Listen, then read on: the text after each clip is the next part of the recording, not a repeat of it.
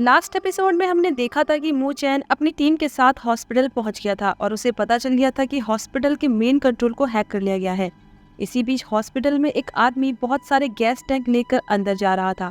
मू चैन के पास कोई रास्ता नहीं था, इसीलिए वो हॉस्पिटल के मेन गेट से सब लोगों को हटाकर फुल स्पीड में कार से गेट तोड़ देता है। वहाँ यून डिलीवरी मैन के पीछे भाग रही थी तो वो अचानक से इस पर हमला कर देता है, लेकिन फिर जैसे ही उसे मारने वाला होता है कि क्वॉन-सुक उसे धक्का देकर नीचे गिरा देता है और उसे पकड़ लेता है। उधर कैप्टन ओ अपने ऑफिस में ही छुपा हुआ था और जीहुन भी उसके साथ ही था। जोमिन को उसकी फिक्र हो रही थी तो वो उसे मैसेज कर रही थी। वो बताता है कि कैप्टन ओ ने उसे पकड़ रखा है। इसी बीच कोई दरवाजा नॉक करता है और कहता है कि वो बॉम्ब स्क्वाड से है, इसीलिए उसे बाहर निकलने के लिए कहता है। कैप्टन ओ जैसे ही दरवाजा खोलने लगता है तभी मू चैन उसे कॉल करके कहता है कि चाहे कुछ भी हो जाए दरवाजा मत खोलना। इतने में उस आदमी ने एक गैस पाइप दरवाजे के अंदर कर दिया था। जोमिन हॉस्पिटल में ही थी। वो मू चैन को बताती है कि कैप्टन ओ ने जीहुन को पकड़ रखा है। दूसरी तरफ जोडैन मू चैन को बताता है कि उसने हॉस्पिटल के मेन कंट्रोल को सिक्योर कर लिया है, लेकिन क्वॉन-सुक के एंकल ब्रेसलेट का सिग्नल टूट गया है और लास्ट सिग्नल पार्किंग लॉट का था और ना ही उसका यून से कोई कांटेक्ट हो पा रहा है। मू चैन तुरंत ही अपनी टीम को पार्किंग लॉट में चेक करने को बोल देता है। वहाँ क्वॉन-सुक उस डिलीवरी मैन को बेहोश कर देता है। इतने में डिटेक्टिव्स वहां पहुंच गए थे। एंकल ब्रेसलेट के बारे में पूछने पर वो बताता है कि पुलिस को यहाँ बुलाने के लिए उसे वो तोड़ना पड़ा।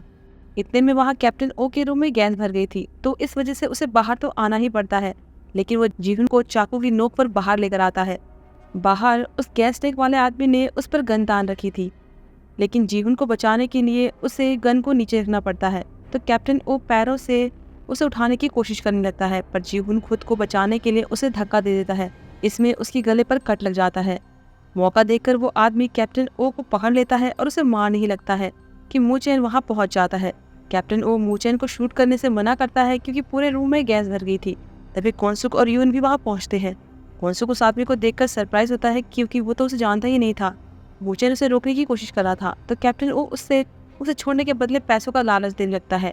वो आदमी हंसने लगता है और कहता है कि तब तुमने पैसों के लिए क्यों नहीं कहा जब लेफ्टिनेंट लिम तुम्हारे पास आई थी और उसकी वीडियो को डिलीट करने के लिए कह रही थी, लेकिन तुमने फिर से उसका रेप किया और वीडियो को फैला दिया। वो मू चैन से पूछता है कि क्या तुम सच में इस आदमी को बचाना चाहते हो, लेकिन मू चैन उस आदमी के अगेंस्ट नहीं था। वो बस चाहता था कि कैप्टन ओ को कानून से सजा मिले। इस बीच क्वॉन-सुक सीलिंग पर लगे स्प्रिंकलर को फायर एक्सटिंग्विशर से तोड़ देता है। मू चैन तुरंत ही एक बैग सामने रखकर उस आदमी पर फायर कर देता है, जिससे कि फायर करते हुए गैस की वजह से ब्लास्ट न हो जाए, लेकिन इतने में उस आदमी ने कैप्टन ओ के गले में चाकू से मार दिया था। पुलिस भी अब पहुंच चुकी थी। जिनसू चेक करके बताता है कि कैप्टन ओ की तो मौत हो गई है। ये सुनकर वो आदमी बहुत ही हंसने लगता है। न्यूज़ में भी ये बात बताई जा रही थी कि किलिंग बोट के मास्टरमाइंड गेटल को पकड़ लिया गया है और उसने किलिंग बोट के तीसरे टारगेट को मार दिया। पुलिस हॉस्पिटल में सबसे पूछताछ कर रही थी और जीहुन अभी तक उस सदमे से बाहर नहीं निकल पाया था क्योंकि कैप्टन ओ को उसने अपने आंखों के सामने मरते हुए देखा था। तभी जोमिन भी वहाँ पहुँचती है। वो जीहुन को ऐसे देखकर बहुत जोर जोर से रोने लगती है क्योंकि उसे लगा था कि कहीं जीहुन को कुछ हो तो नहीं गया, पर इन सब में वो अपनी बहन यून को तो बिल्कुल ही नज़रअंदाज कर रही थी। उधर मू चैन भी क्वॉन-सुक पर गुस्सा करता है कि उसने जानबूझकर स्प्रिंकलर को एक्टिवेट किया, जिससे कि उस आदमी को मौका मिला और उसने कैप्टन ओ को मार दिया। मू चैन गुस्से में उसे मारने वाला होता है, लेकिन यून उसे रोक लेती है क्योंकि रिपोर्टर्स यहाँ जल्द ही आने वाले थे और अगर उन्होंने क्वॉन-सुक को यहाँ देख लिया तो उनके लिए मुसीबत हो सकती थी। इसीलिए वो तुरंत ही उसे लेकर वहाँ से चले जाते हैं। नेक्स्ट सीन में मू चैन उस आदमी से पूछताछ कर रहा था। वो कुछ भी नहीं बता रहा था। उस आदमी के पास ना तो कोई आईडी थी और ना ही कोई फिंगरप्रिंट्स। मू चैन उससे नंबर 1 फैन के बारे में भी पूछता है और ये भी कहता है कि ये सब तुमने अकेले नहीं किया होगा, जरूर इसमें तुम्हारा कोई साथी होगा। पर वो कन्फेस करता है कि किलिंग बोट के तीनों टारगेट को उसने अकेले ही मारा और किलिंग बोट का ब्रॉडकास्ट भी पहले से रिकॉर्डेड होता है। इस बीच मू चैन उसकी कान पर एक चोट का निशान दिखता है। ये वैसा ही निशान था जैसा कि मू चैन ने उस आदमी को चाकू से मारा था जिसके साथ उसने क्वॉन-सुक के घर पर फाइट की थी। वो उसकी गर्दन पर एक जला हुआ निशान भी देखता है। मू चैन को यकीन था कि ये लेफ्टिनेंट लिम का फियांसे जिन-वुक ही है, पर जिनसू बताता है कि उसकी मौत ड्यूटी के टाइम हो गई थी। मू चैन कहता है कि कभी कभी स्पेशल ऑपरेशन के लिए सोल्जर्स की फेक डेथ दिखाई जाती है और उन्हें एक नई आइडेंटिटी दी जाती है, और क्योंकि उसकी गर्दन पर जला हुआ निशान था तो शायद उसने वो अपना सर्विस नंबर हटाने के लिए जलाया होगा। और उन्हें ये भी लग रहा था कि जिस तरह से उसने कैप्टन ओ को एक बार में ही मार दिया, उससे पता चलता है कि उसे मारने के लिए प्रोफेशनल ट्रेन किया गया होगा। नेक्स्ट डे यून उसकी जान बचाने के बदले क्वॉन-सुक को उसके घर पर ले जाती है और उसके हाथ की हथकड़ी भी हटा देती है। क्वॉन-सुक वैसे भी भागने की कोशिश नहीं करता क्योंकि उस एरिया में बहुत सारे सीसीटीवी कैमरा थे। वहाँ कौनसुक नारा का एक सॉफ्ट टॉय भी देखता है। अंदर जाने पर यून को चेक करने के लिए ऊपर चली आती है, तो वो नारा की फोटो देखकर याद करता है कि जब वो उसी सॉफ्ट टॉय के साथ खेला करती थी तो उसकी वीडियो बनाया करता था। इतने में यून भी नीचे आ गई थी। वो नारा के रूम में गई थी।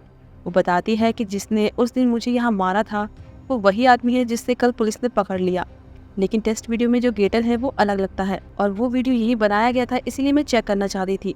वो ये कहती है कि दोनों में एक चीज़ कॉमन है कि किसी अपने को खोने का गम और कल्प्रिट को मारने की इच्छा, लेकिन शायद मूचेन ये नोटिस नहीं कर पाया, पर मैं ये समझती हूँ और मैंने ये देखा है।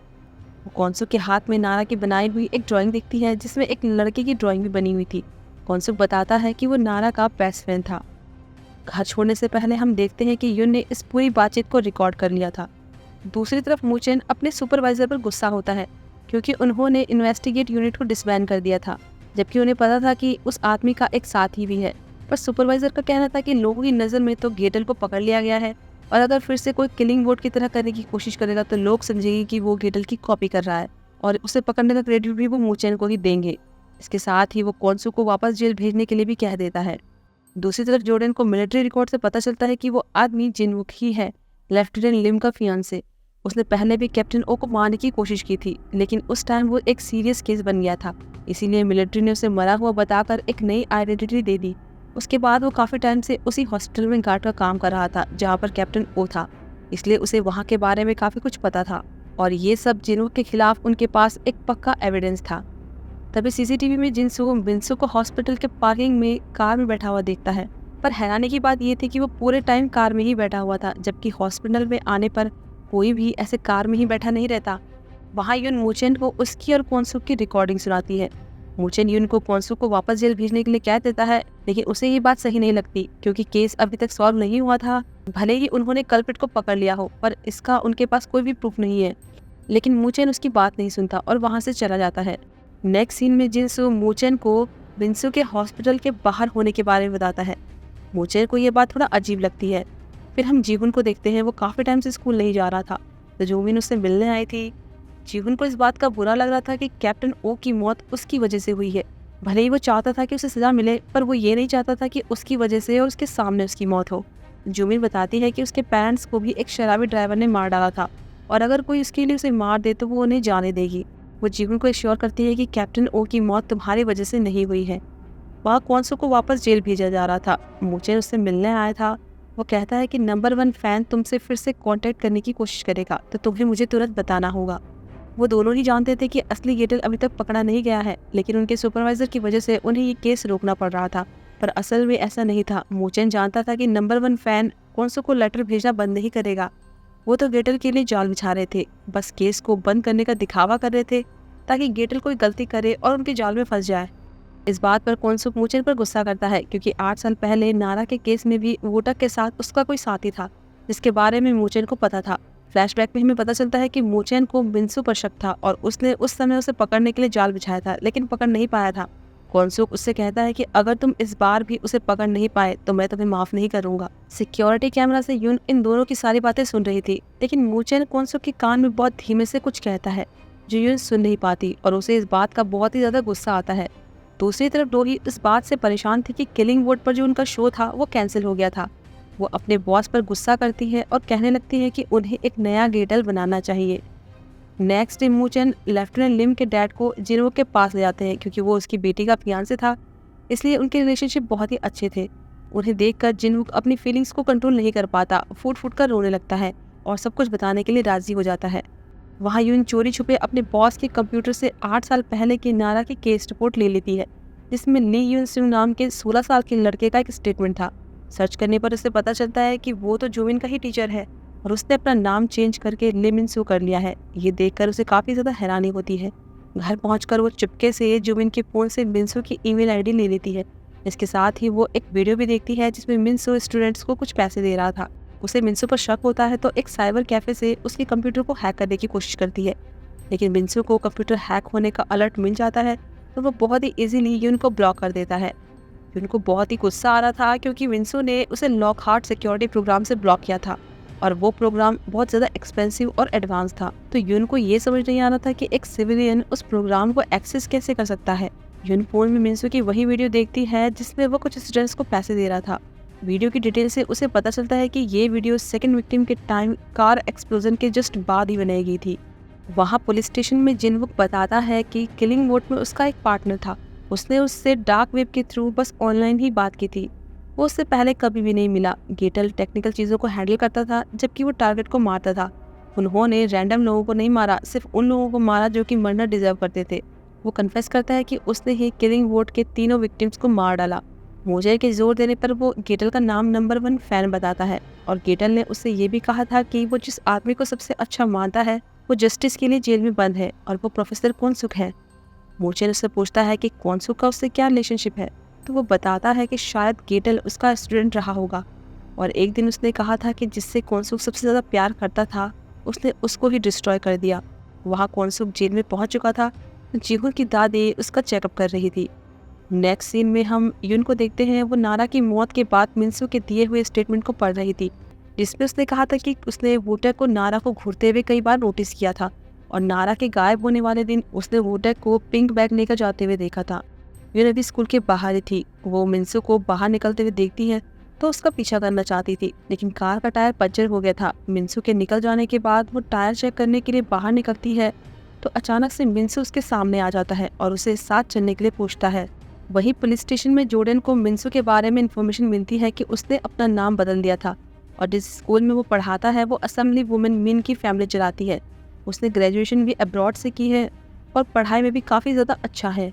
उसने यूएस में कंप्यूटर साइंस और हैकिंग से रिलेटेड बहुत सारे कंपटीशन जीते हैं, पर उन्हें इस बात की हैरानी थी कि अगर वो कंप्यूटर साइंस में इतना ही अच्छा था तो उसने फिलॉसफी ऑफ लॉ में मेजर क्यों किया। पर डिटेक्टिव बैन को ये समझ नहीं आ रहा था कि अचानक से वो मिन्सू पर फोकस क्यों कर रहे हैं।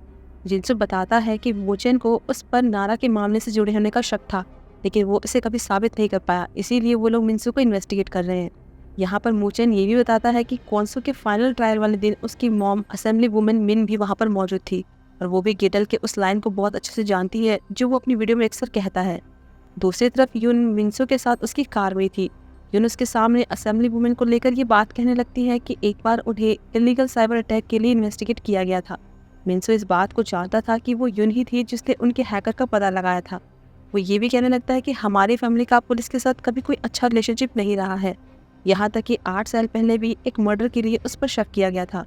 यून कहने लगती है कि वो इस बारे में नहीं जानती, पर अचानक ही मिन्सू यून को देखते हुए कहता है कि मुझे तो लगा था कि शायद तुम इसीलिए मुझसे मिलना चाहती हो। यून कोई जवाब नहीं दे पाती तो वो कार की स्पीड को बढ़ा देता है और पुलिस स्टेशन के अपोजिट साइड ले जाने लगता है।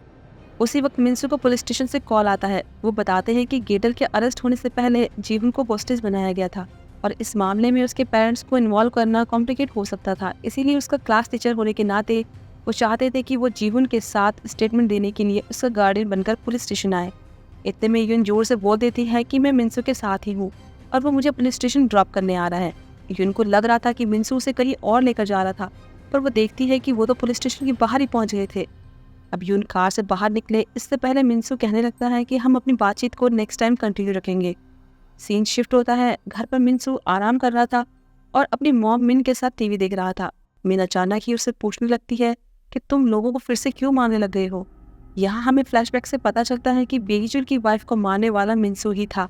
वो हंसते हुए कहता है कि आपने मुझे पकड़ लिया और फिर कहता है कि मेरे पास आपके लिए एक प्रेजेंट है। नेक्स्ट डे मिन्सू जीहुन के साथ पुलिस स्टेशन पहुँचता है। उस टाइम कोनसुक भी पुलिस स्टेशन जा रहा था क्योंकि उसे नंबर 1 फैन से एक नया लेटर मिला था जिसमें बेगीचुल की वाइफ की पिक्चर्स थी।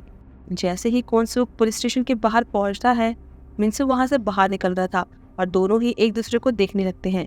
उन्हें देखकर मोचेन को एहसास होता है कि वो एक दूसरे को जानते हैं। उधर असेंबली वुमेन मिन को मिन्सू का गिफ्ट मिलता है जो कि एक वीडियो थी। उसमें गेटल कह रहा था कि क्या आप किलिंग बोट चाहती हैं मॉम। और यहाँ पर ये एपिसोड खत्म होता है। अब आगे क्या होगा ये जानने के लिए मिलते हैं नेक्स्ट एपिसोड में।